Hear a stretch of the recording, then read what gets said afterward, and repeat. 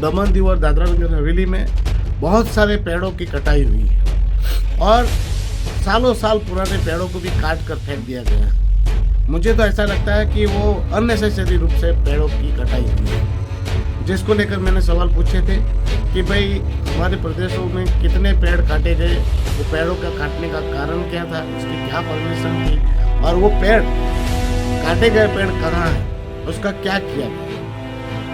तो उसमें भी जो जवाब मिला उसमें एक हैरान करने वाला जवाब रहा कि दमन दीव के जो भी पेड़ काटे गए हैं, इस जवाब के माध्यम से हमें पता चला कि वो सारे पेड़ों को सिलवासा के खानवेल, रुदाना और तलावड़ी में रखा गया है। तो सवाल इतना बड़ा बनता है कि अब दीव से 750 किलोमीटर दूर से दीव में काटे गए पेड़ सिलवासा क्यों लाए गए होंगे और सही में सिलवासा लाए गए होंगे। नमस्कार।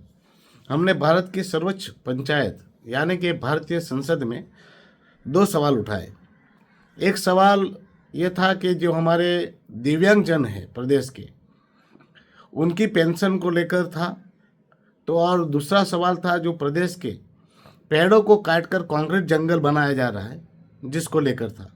आप सबको पता ही होगा कि पहले विकलांगता 40% होने पर भी विकलांग यानी कि हमारे दिव्यांग भाई बहनों को उनको पेंशन दी जाती थी, किंतु आखिरी कुछ समय से जो विकलांगता का मापदंड है वो 40% से बढ़ाकर 80% कर दिया है, जिसके चलते काफ़ी सारे ज़रूरतमंद दिव्यांगजनों को पेंशन नहीं मिल पा रही है, जिसको लेकर आज हमने भारत की सर्वोच्च पंचायत यानी कि संसद में सवाल उठाया कि जो विकलांगता का दर है वो 40% ही रखना चाहिए, ताकि काफ़ी सारे दिव्यांगजन ऐसे भी हैं जो बेड पर पड़े हुए हैं फिर भी उनको वो पेंशन नहीं मिल पा रही है। तो हमने आज कोशिश की है कि सरकार के ध्यान में इस बाबत को लाया जाए और फिर से जो विकलांगता का दर बढ़ाकर 80% किया है उसको फिर से 40% कराया जाए, ताकि ज़रूरतमंद दिव्यांगजनों को उसका लाभ मिल सके। और साथ में ही आप सब जानते ही हैं, दमन दीव और दादरा नगर हवेली में बहुत सारे पेड़ों की कटाई हुई है और सालों साल पुराने पेड़ों को भी काट कर फेंक दिया गया है। मुझे तो ऐसा लगता है कि वो अननेसेसरी रूप से पेड़ों की कटाई हुई है, जिसको लेकर मैंने सवाल पूछे थे कि भाई हमारे प्रदेशों में कितने पेड़ काटे गए, वो पेड़ों का काटने का कारण क्या था, उसकी क्या परमिशन थी और वो पेड़ काटे गए पेड़ कहाँ हैं, उसका क्या किया गया। तो उसमें भी जो जवाब मिला उसमें एक हैरान करने वाला जवाब रहा कि दमन दीव के जो भी पेड़ काटे गए हैं, इस जवाब के माध्यम से हमें पता चला कि वो सारे पेड़ों को सिलवासा के खानवेल, रुदाना और तलावड़ी में रखा गया है। तो सवाल इतना बड़ा बनता है कि अब दीव से 750 किलोमीटर दूर से दीव में काटे गए पेड़ सिलवासा क्यों लाए गए होंगे और सही में सिलवासा लाए गए होंगे। क्या सच में ऐसा हो सकता है? 750 किलोमीटर दूर पर जो पेड़ काटे गए उनको लाने के लिए ट्रांसपोर्टेशन का खर्चा कितना बैठा होगा,